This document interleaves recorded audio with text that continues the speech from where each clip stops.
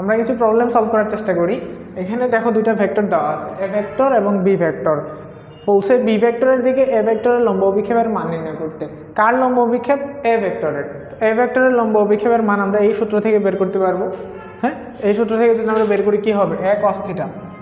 তাহলে এ cos θ এক পাশে রেখে বাকিগুলোরে যদি অন্য পাশে নিয়ে যাই তাহলে এখানে হবে A dot B divided by B এর মান, তাই না? আমরা এটা যদি এখানে লিখি যে আমার এ cos θ সমান কি হচ্ছে, এ ভেক্টর আর বি ভেক্টরের ডট গুণফলের মান ডিভাইডেড বাই হচ্ছে বি ভেক্টরের মান, ঠিক আছে?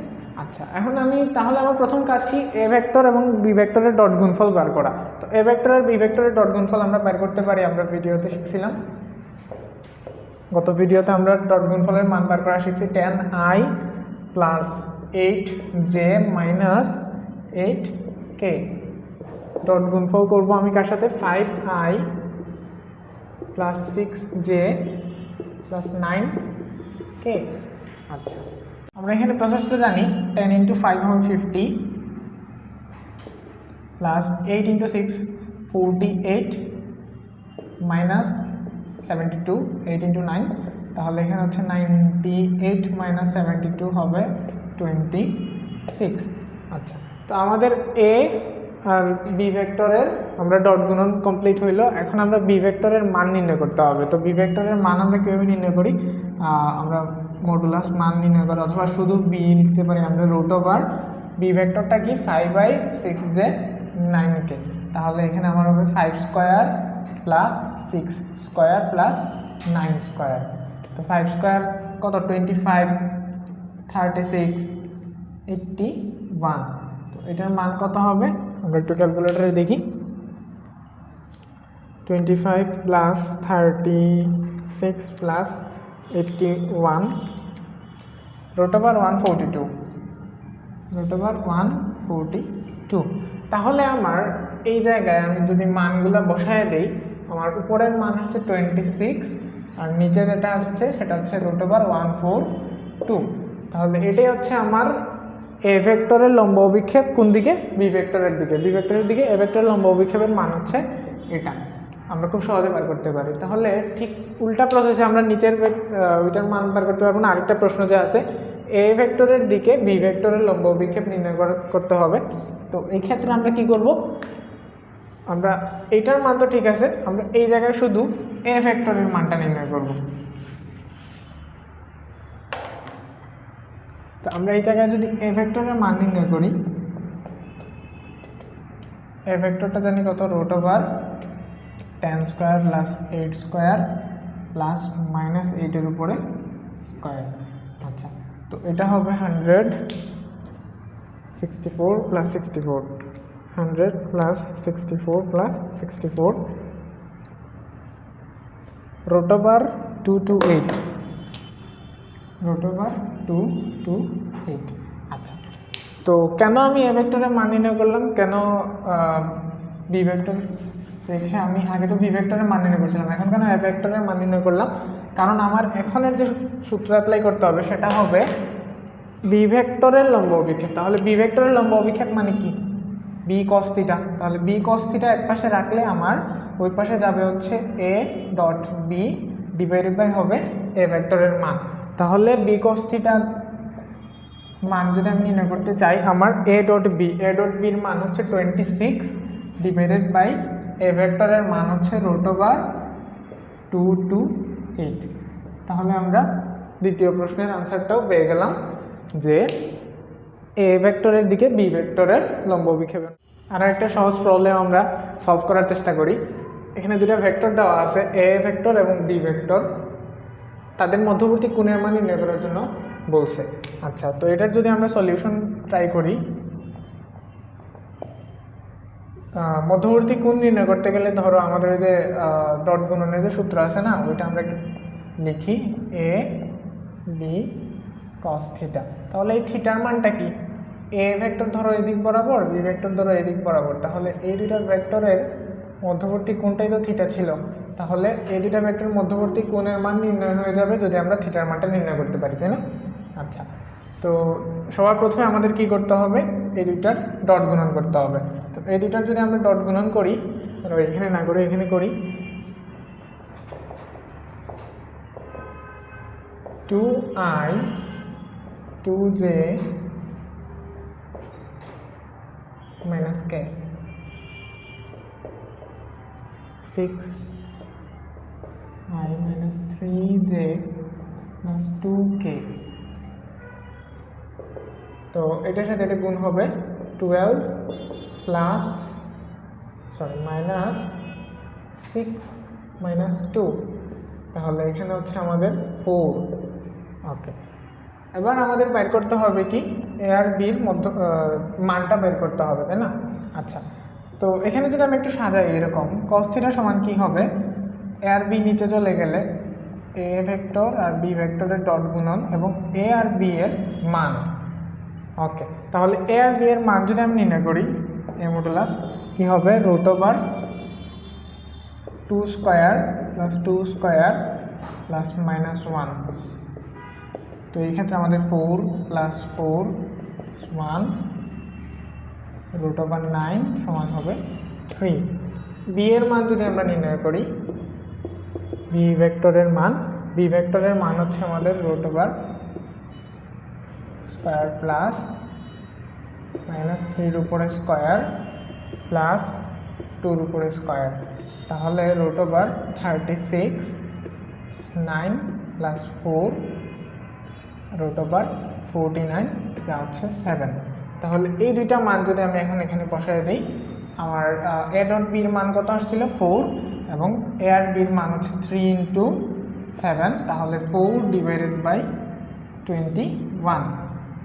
এখন আমাদের cos θ সমান কত আসলো, cos θ সমান হচ্ছে 4/21, তাহলে θ = কি হবে cos ইনভার্স 4/21। তাহলে আমরা এখান থেকে মধ্যবর্তী কোণের মানটা বের করে ফেললাম। খুবই সহজ একটা প্রবলেম নিয়ে কথা বলবো, খুবই সহজ প্রবলেম। তোমরা যদি একটু ত্রিভুজ সূত্রটা মনে রাখো আর লব্ধির সূত্রটা যদি মনে থাকে তোমাদের, তাহলে খুব সহজে এটা সলভ করতে পারবা। তিনটা ভেক্টর দেওয়া আছে এবং তাদের মান দেওয়া আছে 12 5 13, এবং এই জায়গায় একটা হিন্ট দেওয়া আছে দুইটা ভেক্টরের ভেক্টর যোগফলের মান দেওয়া আছে আরেকটা ভেক্টর। তাহলে আমরা জানি দুইটা ভেক্টরের ভেক্টর যোগফলের মানটা যেটা ওইটা কি লব্ধি, তাই না? ধরি এটা হচ্ছে আমাদের সি ভেক্টর, ঠিক আছে, এটা হচ্ছে আমাদের সি ভেক্টরটা।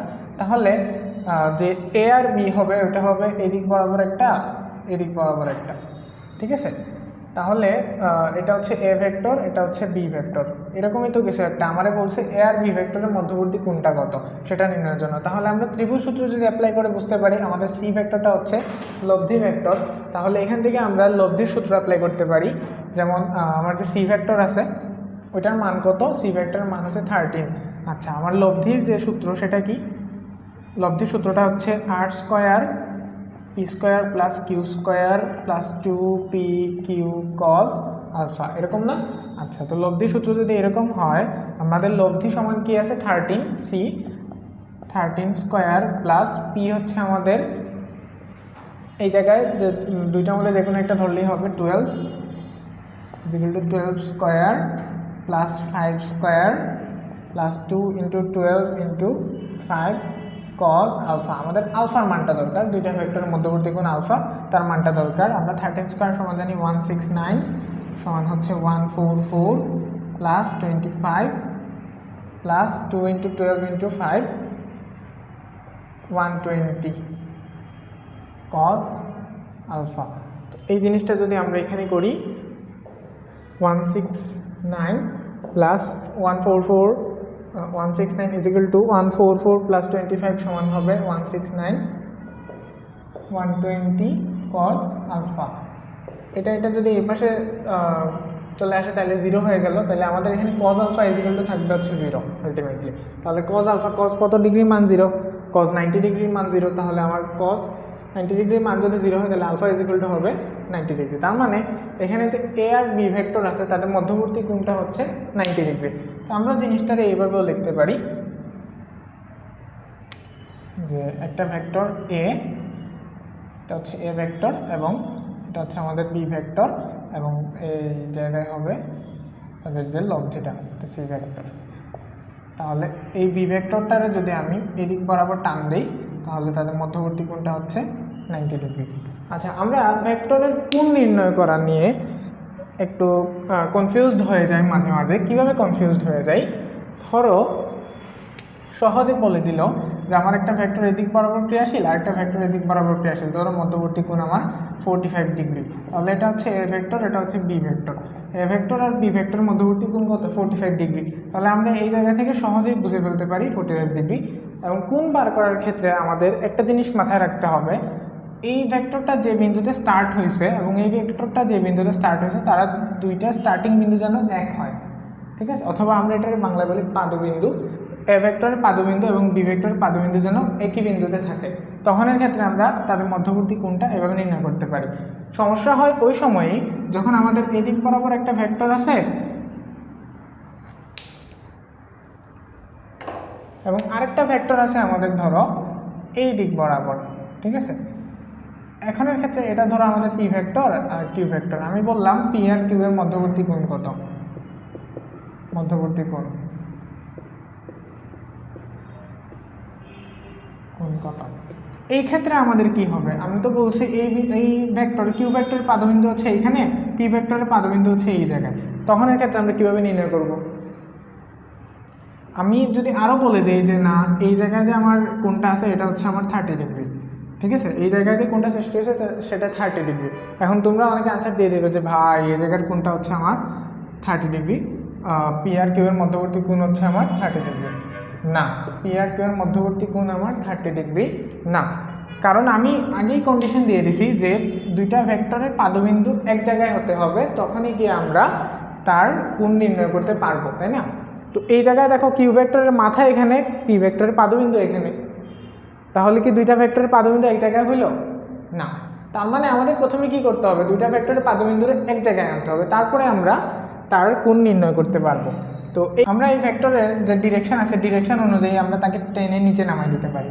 তখন এর ক্ষেত্রে কী হবে? তার এই পাদবিন্দুটা চলে আসবে এই বিন্দুতে এবং আমাদের দুইটা ভেক্টরের যে কিউ ভেক্টর আর পি ভেক্টরের পাদবিন্দু একটা বিন্দুতেই চলে আসবে, তাই না? তো আগে দেখো এই জায়গায় কোণ কত ডিগ্রি ছিল? 30 ডিগ্রি। আমরা যদি এই জায়গার কোণটা এখন নির্ণয় করি তাহলে কি এটা হয়ে যাবে আমার আলফা। আলফাটা কি হবে? পি আর কিউ ভেক্টরের মধ্যবর্তী কোণ, তাই না?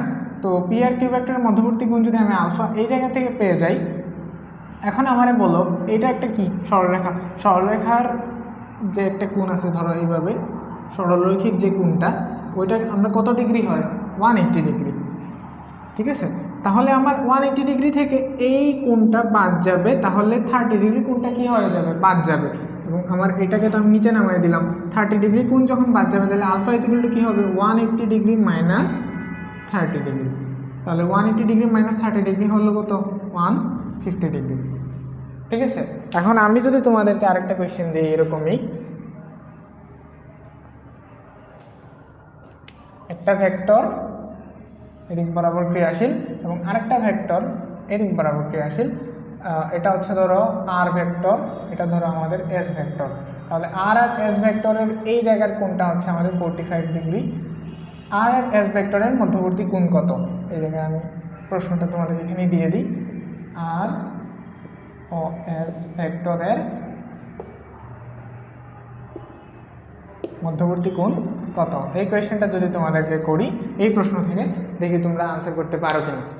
ইন্টারেস্টিং প্রবলেম নিয়ে কথা বলবো এখন, যে দুইটা ভেক্টর দেওয়া আছে এবং বলছে ছোট এর মান কত হলে আমাদের এই দুইটা ভেক্টর পরস্পর লম্ব হবে। দুইটা ভেক্টর পরস্পর লম্ব হওয়ার টেকনিক তো আমরা জানি যে দুইটা ভেক্টর ধরো পি একটা ভেক্টর আর কিউ আর একটা ভেক্টর, তারা পরস্পর লম্ব কখন হবে? যখন তাদের ডট গুণনের মান 0 হবে, ডট গুণন বা স্কেলার গুণনের মান 0 হবে। আমরা আগের ভিডিওতে এই জিনিসটা দেখছিলাম।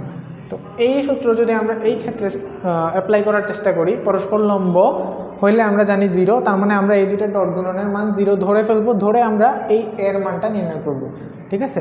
তাহলে আমার এখানে এ ডট বি সমান কি?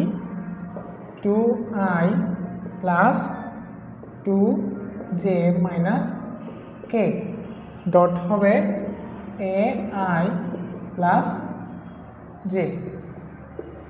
আচ্ছা, তো এই জায়গায় দেখো আমাদের কে ভেক্টরটা কিন্তু নাই, হ্যাঁ? কে কে যে একক ভেক্টর সেটা কিন্তু নাই। তাহলে আমরা এই জায়গায় কি ধরে নিব যে আমার কে ক্যাপ একক ভেক্টর যেটা, ওইটা হচ্ছে 0 কে ক্যাপ, মানে এটা একটা নাল ভেক্টর, ঠিক আছে। তো এই ক্ষেত্রে আমরা এটাকে 0 ধরবো। আচ্ছা, আমি এখন করার চেষ্টা করি একটু। 2 এর সাথে যখন a গুণ হবে তাহলে এখানে হয়ে যাবে 2a, তারপরে এটার সাথে এখানে 1 গুণ হইলে আমার হয়ে যাবে 2, এবং এই নাল ভেক্টরের সাথে যখন যে কোনো ভেক্টর গুণ দিলে সেটা হয়ে যাবে তোমার 0। তার মানে আলটিমেটলি আমার এটার আনসার যা আসবে তা হচ্ছে 2a + 2। এখানে বলে দিছে আমার ভেক্টর দ্বয় পরস্পর লম্ব, তাহলে আমরা এই সূত্র যদি এখানে অ্যাপ্লাই করি a ডট b এর মান হয়ে যাবে 0, তাহলে 2a + 2 এটার মান হবে 0। তাহলে এই জায়গা থেকে আমি 2a সমান কত পাইলাম? -2, তাহলে a সমান হবে -1। তো এর মান যদি আমরা -1 বসাই তখনই আমাদের এই দুইটা ভেক্টর পরস্পর লম্ব হবে।